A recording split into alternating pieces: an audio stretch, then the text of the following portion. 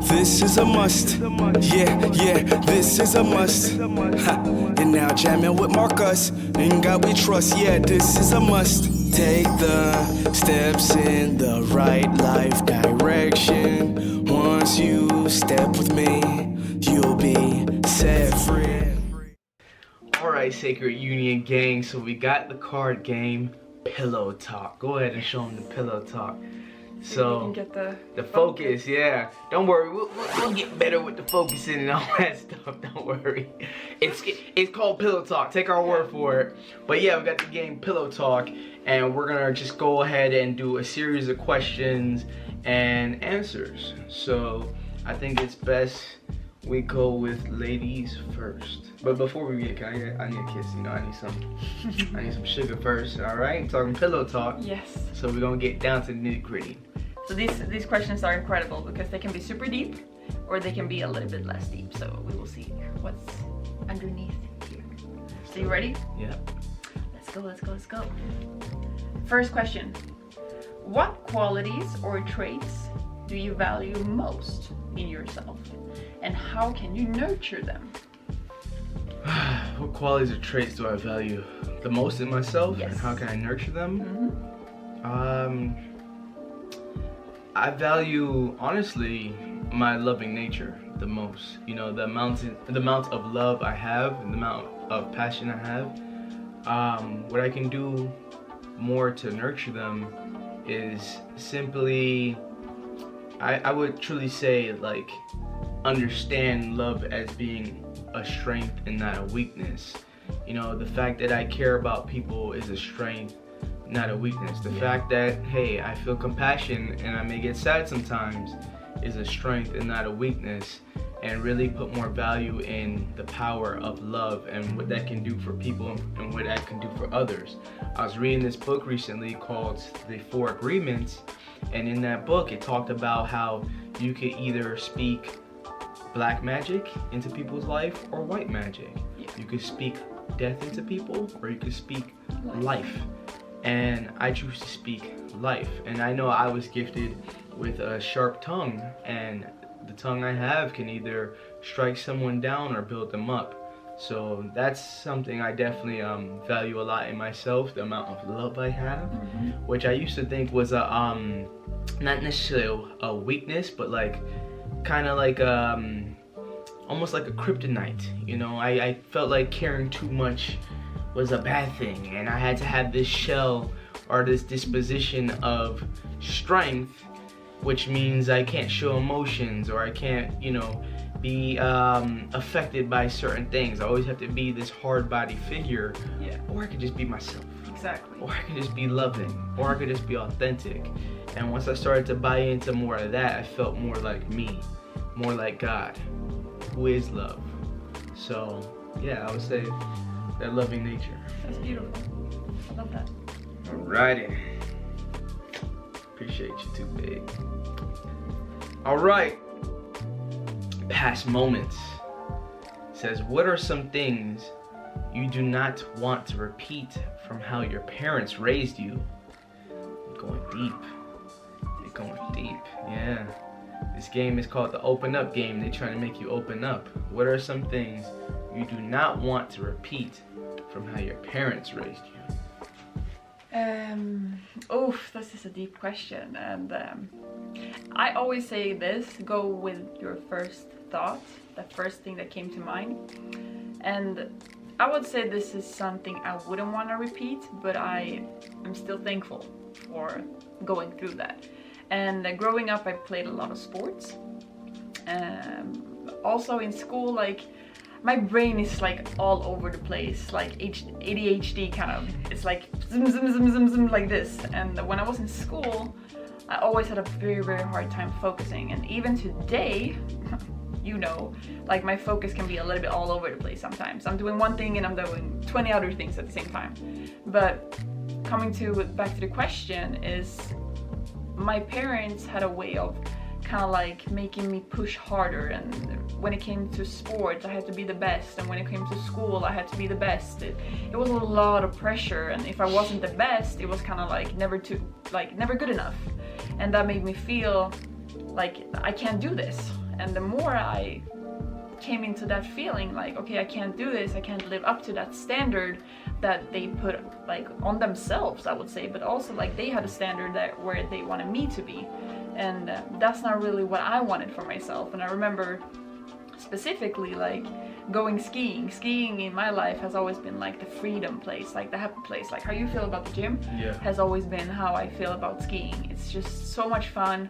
I'm totally present in the moment. And when it came to like competitions and stuff, you know, all the other kids were like crying, they were throwing sticks because they were not at the first place.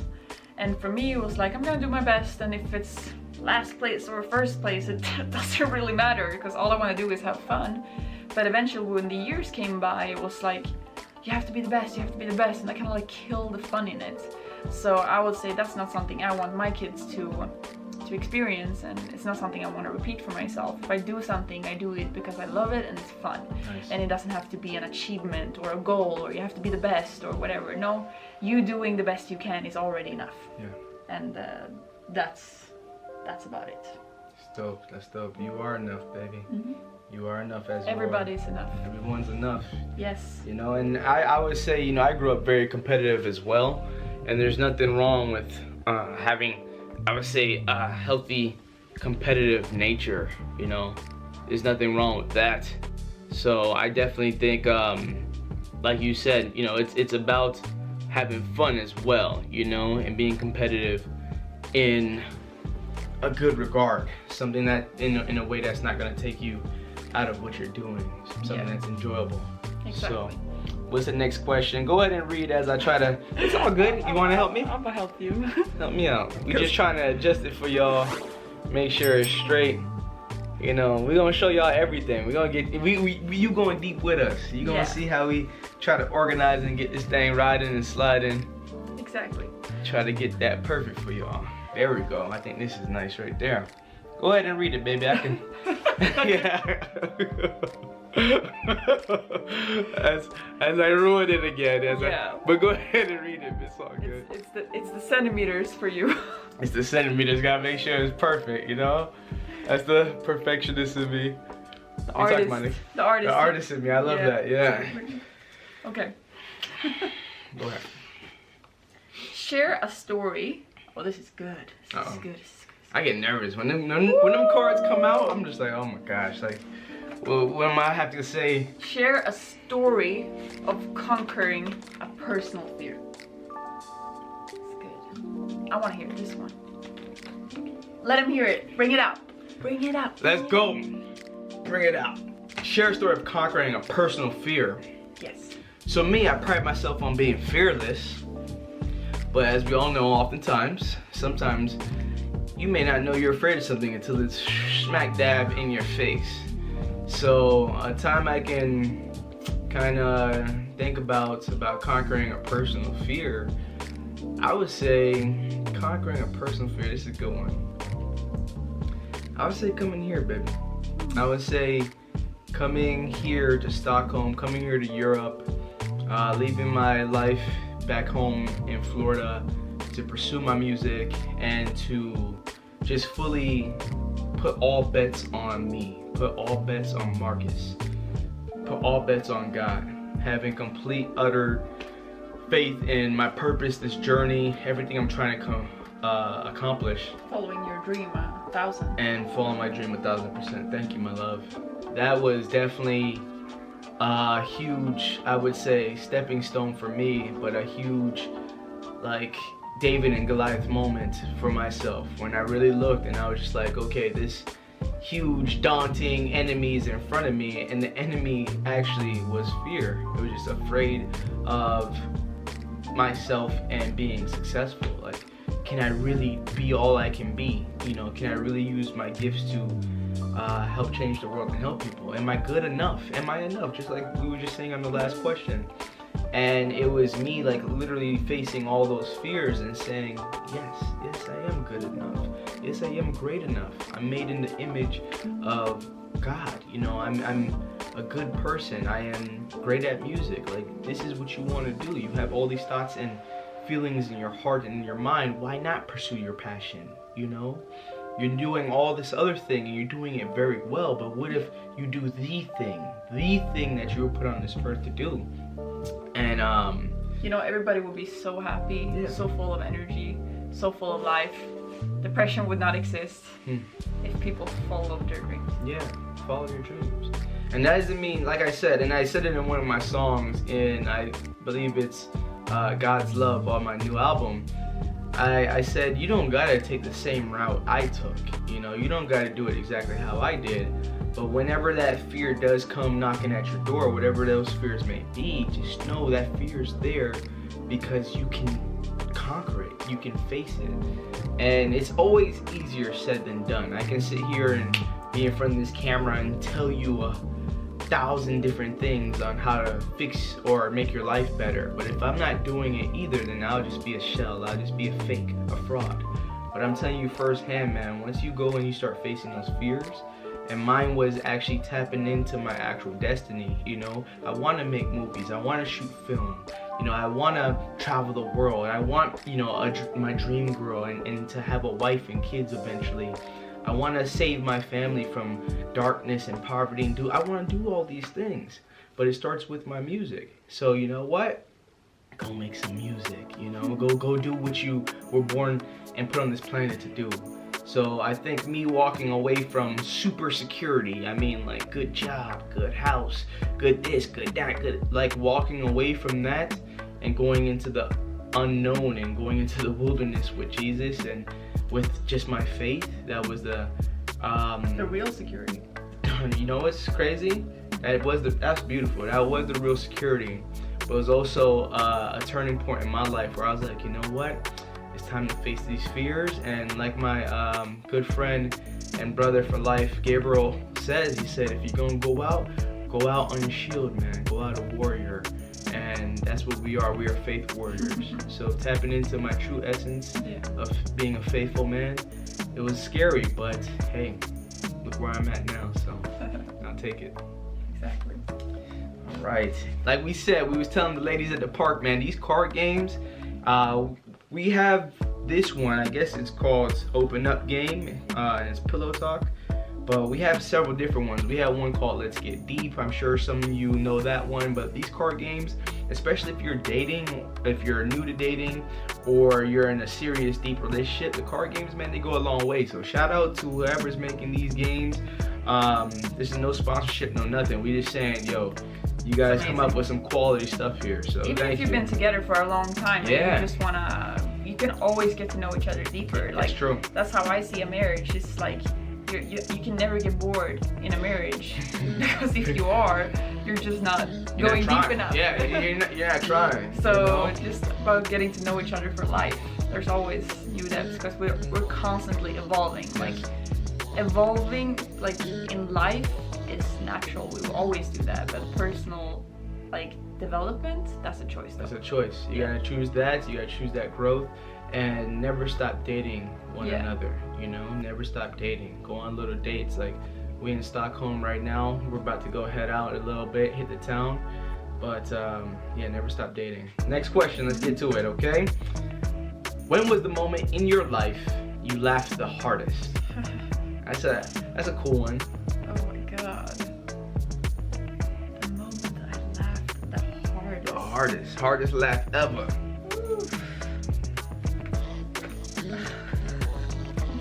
She's laughing now. That's how you know it's a good one. She's laughing right now. Okay, I'll say this. Don't think I'm evil now. But we all have that best friend. We all have that best friend that is like the ride and die best friend. I have my best friend and also my sister, Cecilia. Sissy, love you. You're my soul sister. But this is the first memory that came to mind, so I will tell this because I laughed so hard. And we can still laugh about this today because it was so hilarious. But we were going to a fun park in Gothenburg, and Cecilia is kind of like, she's in for everything, and I was kind of like surprised, that's what I was gonna say. I was kind of surprised that she even skydived, because I took all the girls on like a surprise skydiving in Miami, but we were going to this fun park in Gothenburg, and we were gonna do all the roller coasters, because I love roller coasters. It's the best, it's the most fun ever. And I kind of like dragged her with me a little bit to one of the roller coasters, which was kind of like a free fall called Atmosphere. And we were sitting in there, and like I rarely see her like aggressive and angry, but I know it's just like her Leo side. Like she's a Leo in the zodiac sign, so it's all that drama, you know. It's just she really wants to do it. I know I wouldn't force her if she didn't want to do it. So this is about like knowing your best friend. So she was like crazy, she started cussing at me, she was like, no, I'm getting out of here, like, I don't want to do this, I don't like you anymore. Friendship done. Friendship yeah, done like she said all these things. And this, I remember this poor, like, young woman coming up to us, like she was doing her work, yeah, she was probably like, her summer job, you know, she was like 16, coming up to see us like, oh, are you okay? You don't have to go. Like, she was like, no, okay, let me out of here, I don't want to be here. And I'm just sitting there, I'm laughing so hard. And I was like, she's not going anywhere. And she was like, I don't like you, how can you get me through this? Like, I don't know who you are anymore. Oh my gosh. I was laughing so hard. And we were going up to this free fall, sitting in the top, and she was cussing, she was mad, she was sitting in the top, and I was like, Cecilia, just close your eyes. You can close your eyes, Cecilia, it's okay. And then she's sitting up there and I'm like, I'm gonna die, I'm gonna die, I'm gonna die. But I'm laughing so much. Oh my god. Because I knew this was gonna be a breakthrough for her. That's why I laughed too, because she was facing one of her deepest fears, which was like not having control. Wow. And she was safe the whole time. And then we kind of did the free fall, we came back all the way down, and we jumped out, and this is how I know she's a drama Leo. She's gonna laugh right now when she watches this. But she jumped out, I was like, oh, that's nothing, let's do it again. She said, let's do it again? Oh my god, that's crazy.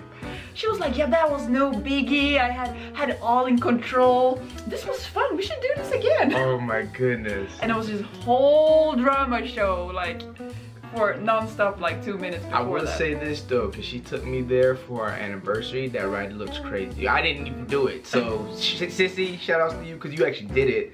But my head started to hurt, so I kind of was like, all right, let's get out of here.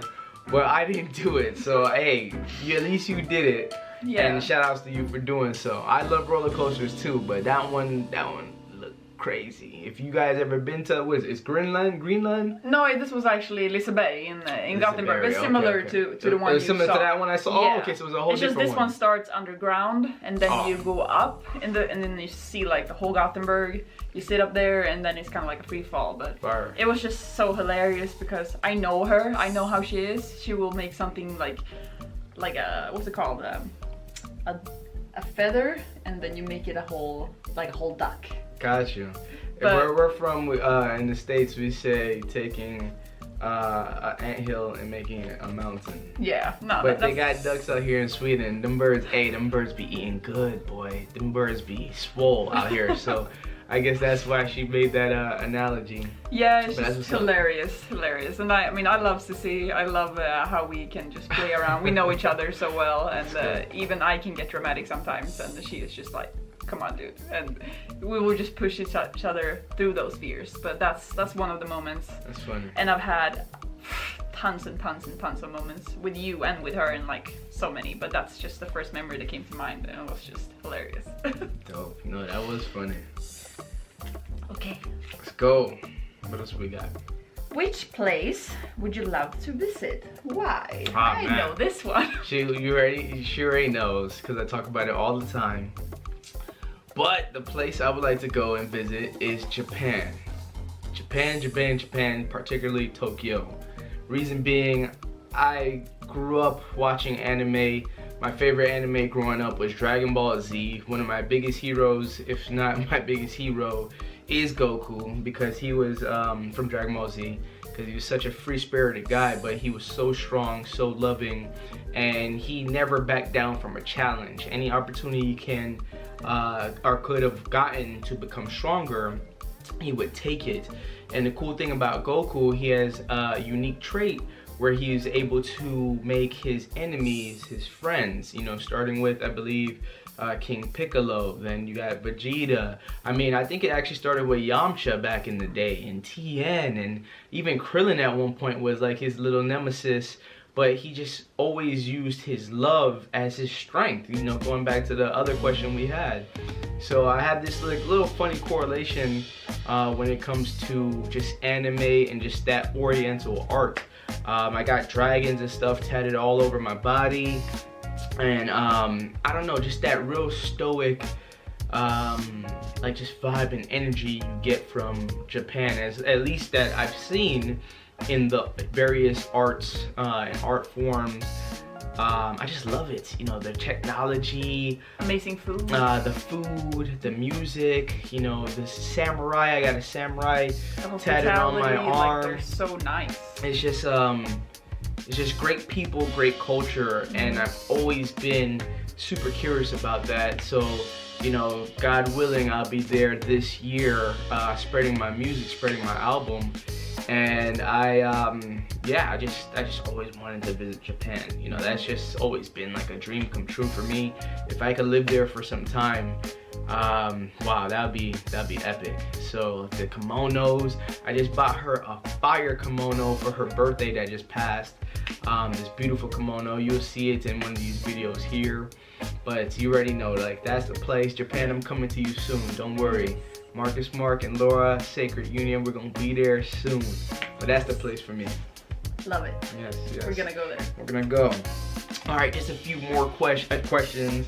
So we're gonna keep on going, keep on asking away.